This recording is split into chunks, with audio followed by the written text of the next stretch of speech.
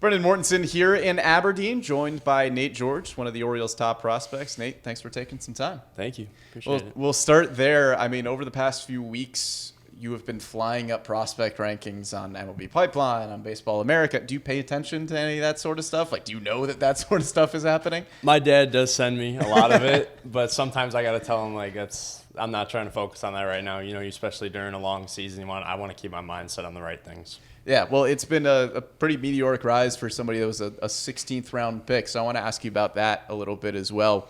Usually when we hear about high school draft picks that are coming out and getting signed, it's not a 16th rounder. It's somebody that, you know, is maybe the top few rounds that you're swaying away from a college decision. The Orioles select you in the 16th round. What was the decision there to say, hey, you know, I still want to go pro at this point? Yeah, I'm a strong believer that everything happens for a reason. And, you know, for a couple weeks after, I was like, why was I a 16th round pick? But, you know, it all works out how it's supposed to in the end. And looking at the Orioles and their track record of developing their young high school guys into very successful big leaguers, I knew that this is an organization that I can get crazy development from and ultimately pursue that goal of being a Major League Baseball player. So that led me to the decision of signing with the Orioles. Yeah, was there a little bit of a different feeling when it's the Orioles that are calling your name going, okay, they drafted Gunnar Henderson out of high school. Like, they have a bunch of guys that they have developed really, really well, and just knowing that it's them, having a bit more security in that decision? Yeah, that definitely helped out a lot too. This is definitely a top org for developing their young guys. So that was, like I was saying earlier, yeah, like that was one of the big factors that led to my decision of signing with them. Yeah, and on the topic of Gunnar as well, he was a standout basketball player in high school. You were a multi-sport athlete in high school. The Orioles have a track record of just trying to draft athletes that are multi-sport guys. You know, what do you think are some of the benefits of being one of those multi-sport guys and that trend for the Orioles in general? For me, it was track. I ran track in high school my senior year. So I love running ever since I was younger. In middle school, I ran track, and then COVID hit, so, you know, a couple seasons got cut short due to that. But running track, I love it, but it also, you know, it's nice when you play a sport that, you know, also is going to translate over to baseball too. So it was really busy my senior year because track and baseball are in the same season. Yeah.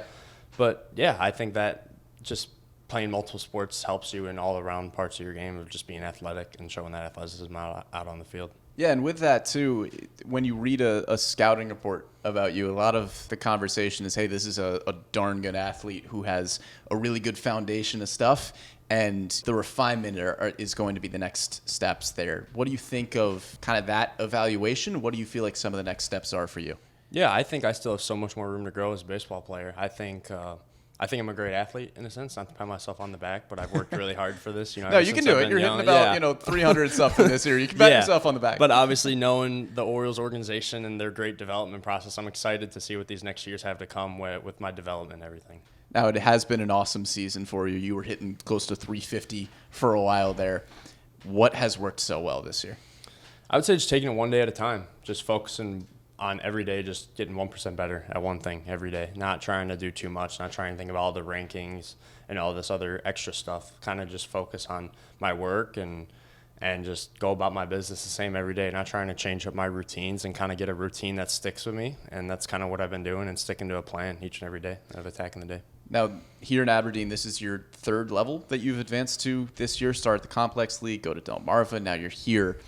How have you been able to kind of stay mentally grounded a little bit and be able to take on new challenge after new challenge after new challenge? I would say kind of the same thing, just taking it a day at a time, not trying to get caught up in moving up levels and everything, kind of just trusting the Lord's plan. And if I'm going to get moved up, I'm going to get moved up. If not, just continue to keep striving what I'm doing. But I told my dad when I found out I was starting in the FCL, I told him, I was like, I'm going to give him no choice but to move me up, you know? So yeah, there you go. Kind of just have a chip on my shoulder and ever since, but also understand that this is a process and, you know, it's not going to come overnight. So just taking it day by day. Now, that chip on the shoulder, did that start early for you? Was that a 16th round pick thing? I mean, where do you feel like that comes from? I would say always for me. I was never the highest ranked guy in high school in Illinois, kind of always an under the radar guy. Not saying that all that stuff matters, but in a sense, you know, I felt like my hard work, I kind of deserved that in a sense, and I wasn't always rewarded it. So I'd say, but that's what I like. I like being under the radar guy, not the most known guy. You know, that's kind of how I've always been. I think the Lord has put that in my path for the right reason. So just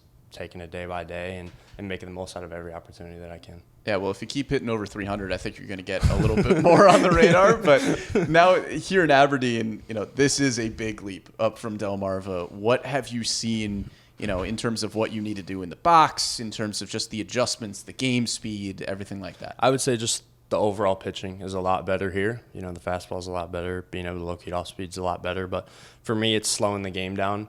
First couple games I got here, I felt like I was kind of pressing in a sense. Like, all right, let me get in there, let me hurry this up and everything. And kind of attacked me that first week. I was kind of like, all right, I gotta work on slowing the game down, making sure just when I get there, just take a deep breath and just remember, stick to my plan and my approach. And yeah, don't change a thing just because it's a different level, same game, just different uniform in a sense. That's how I like to look at it. And as you advance to, there are going to be more off the field things as well in terms of game planning and figuring out how pitchers are attacking you day to day. How much have you learned this year just to implement more of that stuff into your day to day as well? It's a good routine to have, knowing what the guy has. We do hitters meetings before every single day, just going over the pitcher, his tendencies, especially base running wise too. Look at tendencies, look how the guy moves in certain ways. And it's a lot different than high school. High school, It's like, all right, he's got fastball slider, go hit it, Right. So it's a lot, especially for my first year reading all this, but it's definitely helpful. And I've already seen a big jump in my approach and how to go attack different pitchers based on, their charts and everything. Now there's a few weeks remaining in the season here. What are some of your goals as, you reach towards the finish line? And then once you get to the off season, what do you think are going to be some of the things that you look back on and try to, pinpoint in terms of things that you want to work on? I don't think there's any specific thing. I kind of want to get better at everything in a sense. My base running is definitely something that I want to clean up right now.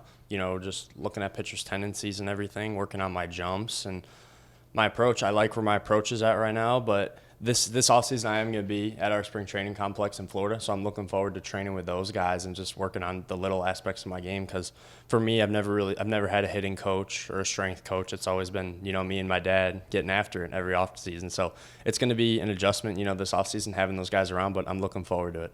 How much is Dad involved in your day-to-day still? He loves it, man. He's thrown me batting practice ever since I was 6 years old. He's the man when it comes to that. He was the one who got me into lifting weights and everything too. So I give him a lot of the credit for my development early on. Is he still texting you after games here all the time? Absolutely. I almost call him after every game, just checking in, see what he sees, see what I see, kind of bounce ideas off each other's heads and whatnot. Yeah, Dad's still the best coach, huh? Absolutely. Nate, appreciate the time, man, and we're excited to see you in this offseason. Thank you.